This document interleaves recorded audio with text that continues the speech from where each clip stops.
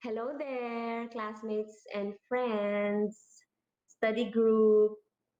So, I'm here to share with you a little about education management, just to give you an overview of its concept, nature, scope, and also the difference between administration and management, and of course, the characteristics of good management. And that covers Unit 1. But before we talk about the questions, let's have an overview of its history. It all started on the 20th century, and the origin of the development of educational management as a field of study began in the United States. And then United Kingdom came as late as 1960s. Herding wrote a practical handbook of school management by teachers. And then it keeps on developing after that. Now, let's proceed to the questions. What is the meaning of educational management?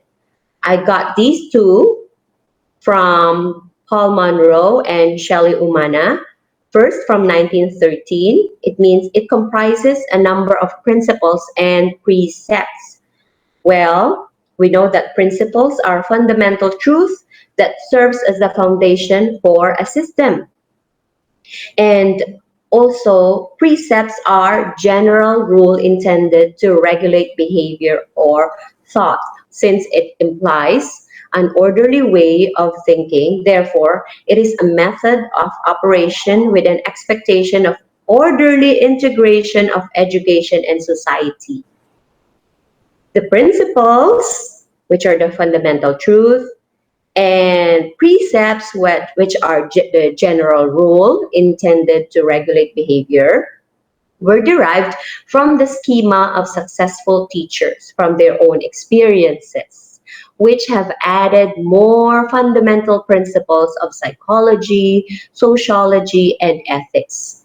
If I could remember when I studied bachelor in elementary education, I remember we've studied a lot of theories for that dig more on sociology, psychology, the way a child thinks, and the ethics. We also studied about that, ethics of teachers. So going back to its original meaning by Paul Monroe, it involves principles and precepts which were derived from the schema of successful teachers.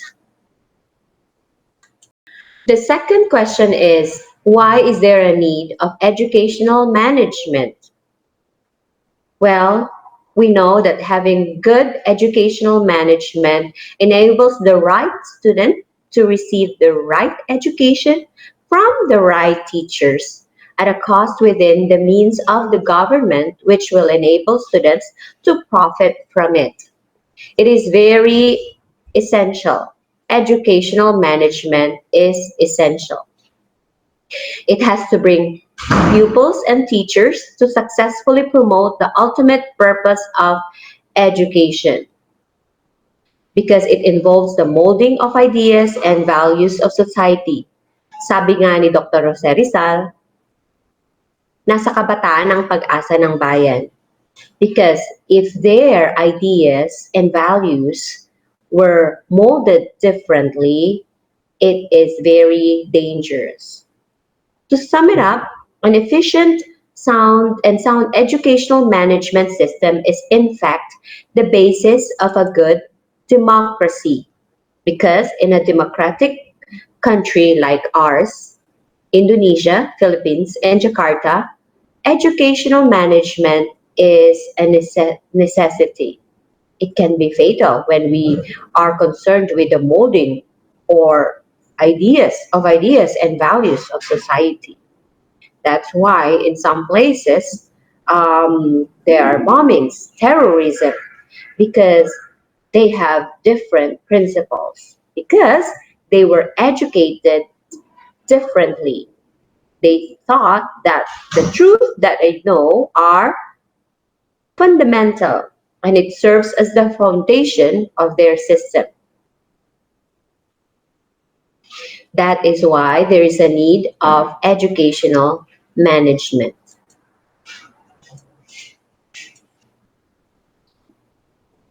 The third question is, what is the nature and scope of educational management?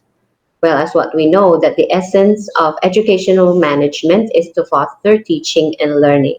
But through the years, it had changed and it had enlarged its territory. Let's take a look at the time when it was just an applied field. In 1950s, educational management built upon psychology, sociology, economics, political science, and other behavioral science. As time went by, in 1970s, there were changes in conceptual and operational management because of the new constructs and approaches. They were all products of the experiences of educators and managers. Therefore, it has its features or functions to plan, organize, direct, supervise, and evaluate. Let's take a look at the nature of educational management. They say that it's management as an art. It is an art because it involves public relations, delegations, communication, and managing change. So there must be a certain technique that a manager should be putting in place. That's why it is management as an art. Next, management as a science. We know that it all started with philosophy, laws, theories, principles, processes, and practices. So that's why it is management as a science. Another nature of management is as an organization.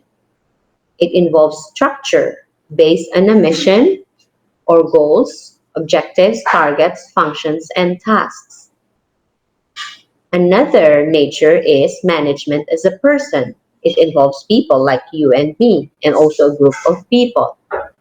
Next, management as a discipline because we learn new knowledge and skills by studying and by being involved with educational management. Next, its scope or areas that it covers. First is goal development. It must be continuous and must be evaluated and examined. And if it's necessary to change the goals of education, it must be changed. Next, next area is program planning and actualization. So it doesn't only stop from planning, it must also involve the actualization of the program that's created. That's why there are different curriculums involved. And organization. So through the years, there were replacements of conventional biases and prejudices with a more logical and scientific consideration of modern principles and techniques for effective distribution and coordination and functions. So here are the three areas or scope of educational management, such as goal development, program planning and actualization, and also organization. The fourth question is, what are the principles of educational management? Well, principle means a fundamental truth that serves as the foundation for a system of belief. And in educational management, Henry Fayol had written some of those principles of management, which includes division of work, authority, responsibility, and accountability, discipline, unity of command, unity of direction, Centralization and decentralization, scalar chain or the chain of command in an organization, remuneration of personal, subordination of individual, interest to general interest, equity, stability of tenure of personal and initiatives. The principles here, the principles of management stated here are all self-explanatory. And I think these truths, these fundamental truths that were stated by Henry Fayol will serve as the foundation for a system so that everyone knows in an organization what are to be expected. So the fifth question is give the difference between educational management and administration. Well, you can easily spot on the differences because I've highlighted them. In conclusion, we can see that administration is very much involved in decision making, while management is very much involved in execution because it involves technical and human skills, while the administration their focus is on the conceptual and human skills. They are the ones on the top level functions, while the management is on the middle and lower level function. Another differences that we can spot on here is that administration represents the owners. They are the one focusing on the capital invested and profits in the form of dividend. While for the management, they're the ones receiving the salaries. For the management decisions, they're influenced by the values, opinions, beliefs, and decisions.